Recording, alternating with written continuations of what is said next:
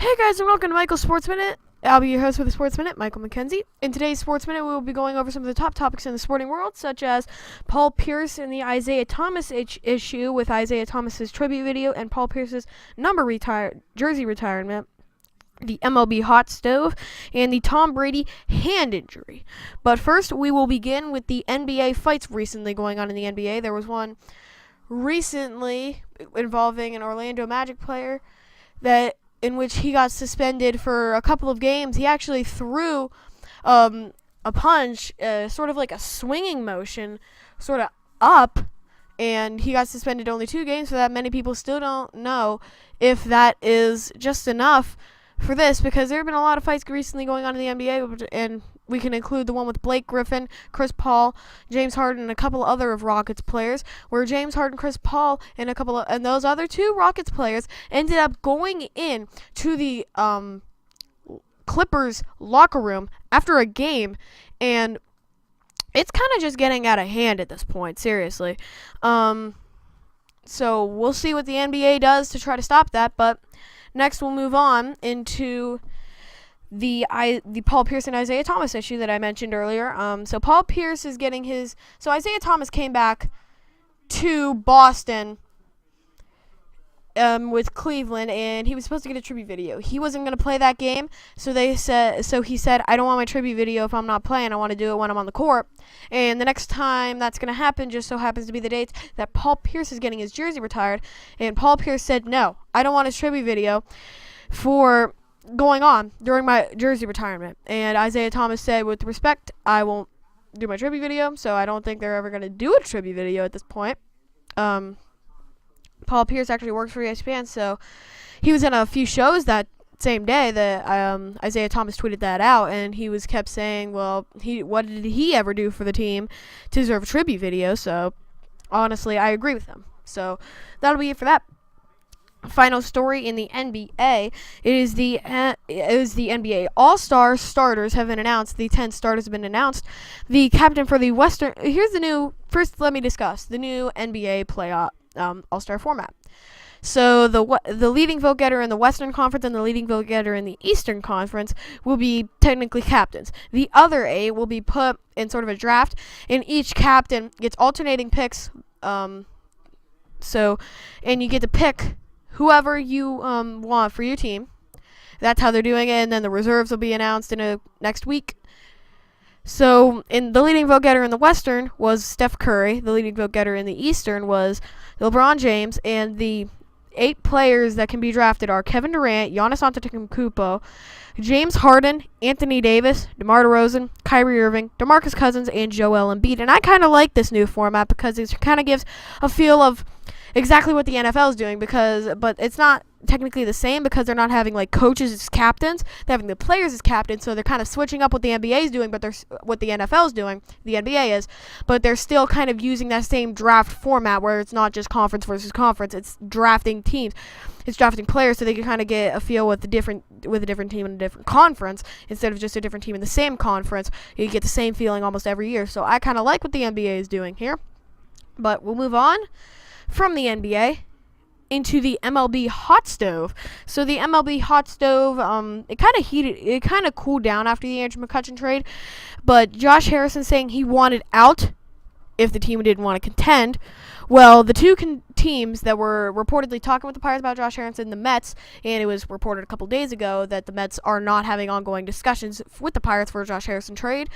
And the Blue Jays, speaking of the Blue Jays, they have just acquired Randall Grichuk for a couple of their top prospects, and that doesn't technically mean they're out of the Josh Harrison sweepstakes, but it definitely hurts them to try to get Josh Harrison because with Neil Huntington, he usually doesn't make the best trades. He usually goes for low prospects if he's given them, and Blue Jays still have that, but it's still the fact of, do they have enough that they want to give up for Josh Harrison, because they just gave up a couple of key prospects for Randall Grichuk. So it's the fact of the matter is, do they really need Josh Harrison that bad? And to finish out the Hot Stove notes, JD Martinez was reportedly offered a $125 million contract offer from the Red Sox.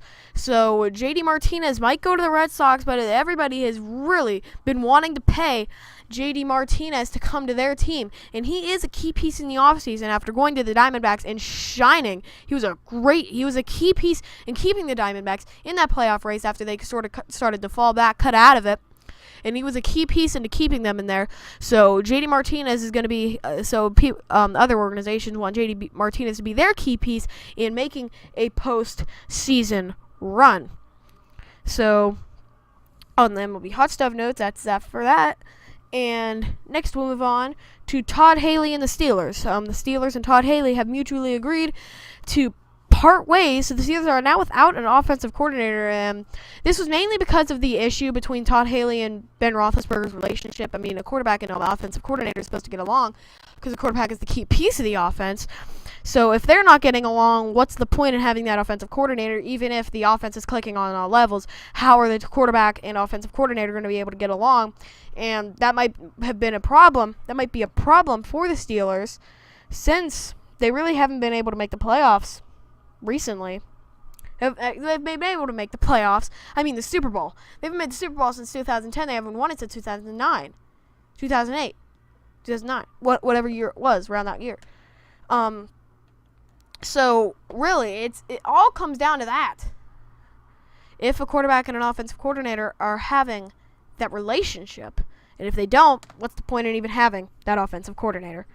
Next, we'll move on to one of our big stories. Tom Brady suffered a hand injury Wednesday at practice. He ended up being limited for Thursday's practice and didn't participate at all during Friday's practice at all with that hand injury. He wears gloves into his press conference to help his hand, and that's what sources said. Not just because it's cold, he hates wearing the gloves. He has to wear them to keep his hand warm, to keep his hand safe or whatever. But still, it's just the fact that he's wearing gloves because of a hand injury that he has. So how serious is this injury? Will it keep him out of the Jacksonville Jaguars game? Will Jacksonville gain an advantage? Because if he doesn't play, he's listed as questionable, but it's most likely that he'll play, but he'll have to wear that glove. But will that give Jacksonville an advantage? With Tom Brady's hand hurt, they're probably going to have him throw lesser passes and have to run the football a lot. And Jacksonville has a really good pass defense, but what's undermined a lot is their run defense. They have a pretty good run defense, and if they are able to stop the New England run, forcing Tom Brady to pass more than they want him to, and then maybe he hurts his hand a little more towards the game, and they have to sort of limit him and switch him in with Brian Hoyer. I think that Jacksonville has an advantage with this hand injury because now that he's questionable, they might have to have him run just a little bit. They might have to have New England run the ball just a little bit more, and if Jacksonville's pretty good run defense can stop that, they'll force him to pass. And the hurt hand gets injured even more. They have to switch him in with Brian Hoyer. Jacksonville might just go to the Super Bowl. Move on to just kind of a question, sort of a statement. Is Minnesota going to get to the Super Bowl? Is the Minnesota Vikings going to get to host the Super Bowl? They'd be the first team to do so, but they have to go through the Eagles. And some injuries might be holding that up. Adam Thielen, the biggest injury, biggest name, he suffering a, I believe, leg injury, something like that. But still, he is still questionable. But many people are reporting he's likely to play. So it looks like Keith Keegan's going to have all his weapons against his former teammate with the 2015 Rams. Jarek Fisher was the head coach, Nick Foles. So just a quick little story there.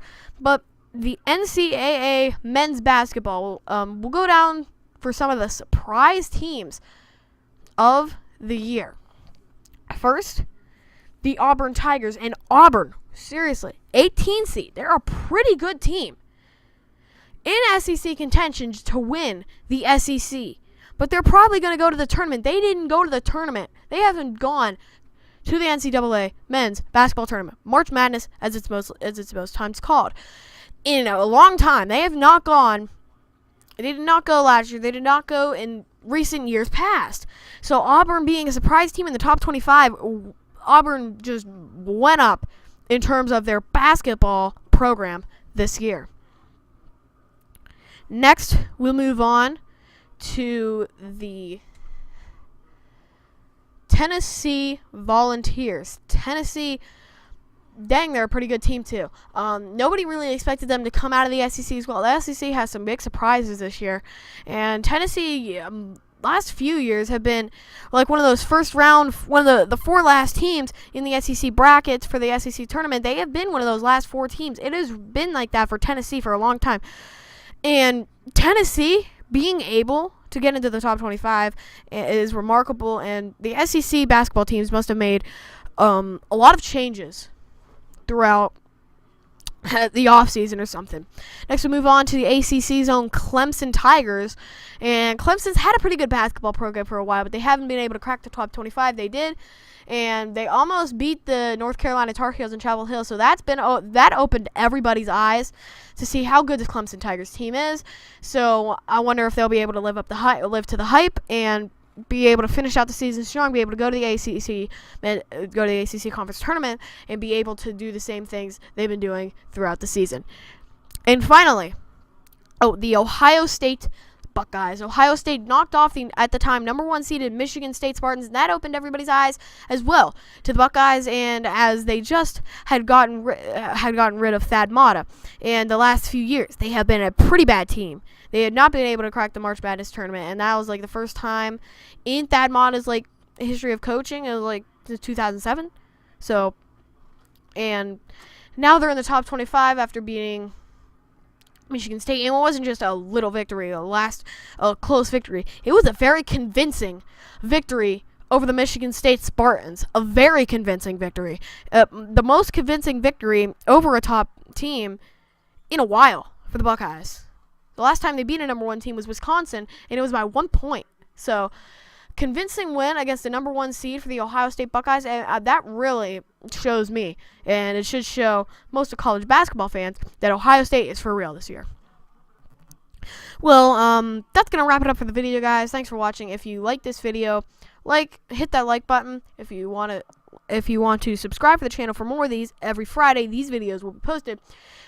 Click the subscribe button, tap the bell so you don't miss out on any new videos. Again, like, share, and subscribe for more Michael Sports Minutes posted every Friday. And until next time, thanks for watching.